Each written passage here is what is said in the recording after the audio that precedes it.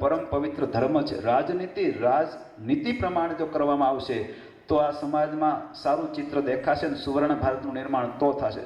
ભારત છે ને મહાન દેશ છે, સારે જહાં સે અચ્છા ये हिंदुस्तान हमारा युगोથી આ દેશ માટે ગવાતું આવ્યું છે।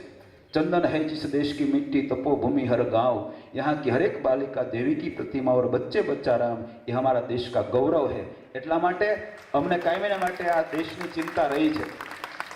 શું કામ કે સુવર્ણ ભારત જે સુવર્ણ ભારત બનીને જ રહે એવું કરવું એ હરેક વ્યક્તિની પરમ પવિત્ર ફરજ છે। આપણા સ્વામી વિવેકાનંદ એવું કહેલું, give me 100 Nachiket I will change the world. મને 100 નાચિકેત આપો, હું સારા વિશ્વને બદલાવી નાખું। એટલે હું કાયમીને માટે કહેતો રહ્યો છું, ધર્મનિષ્ઠ કર્મનિષ્ઠ નાચિકેતો મને મળશે તો સ્વામી વિવેકાનંદનું વાક્ય પૂરું કરવાની ત્રેવડ અમારામાંય છે। સ્વામી વિવેકાનંદ એક ભગવી ફૌજના સુકાની હતા અને એમણે જે સૂત્ર બોલેલા એ સૂત્ર ચરિતાર્થ કરવા માટે નચિકેતાની જરૂર છે। ધર્મનિષ્ઠ અને કર્મનિષ્ઠની જરૂર છે।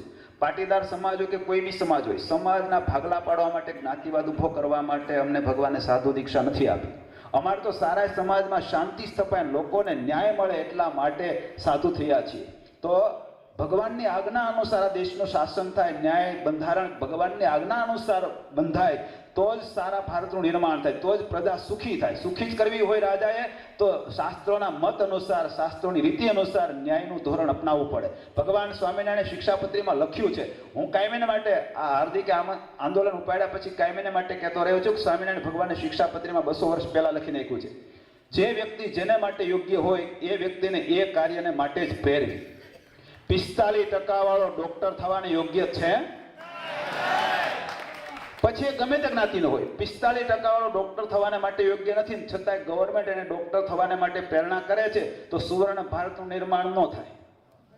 તમે શિક્ષાપત્રી પ્રમાણે ચાલતા હો તો, ભગવાનની બાંધેલી મર્યાદાને તમે સમજતા હો તો।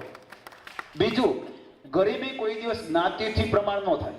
અમુક જ્ઞાતિમાં જન્મો છે એટલે મિનિસ્ટર હોય, 50 કરોડના બંગલામાં રહેતો હોય, 50 લાખની ગાડીમાં ફરતો હોય, પણ એ ઓબીસીમાં આવતો હોય એટલે એના દીકરાને 45% હોય તો એ બધી બ્રાન્ચમાં એડમિશન મળે અને સ્કોલરશિપ મળે અને પ્રમોશન મળે। ગરીબ માણસ હોય, ઝૂંપડામાં રહેતો હોય,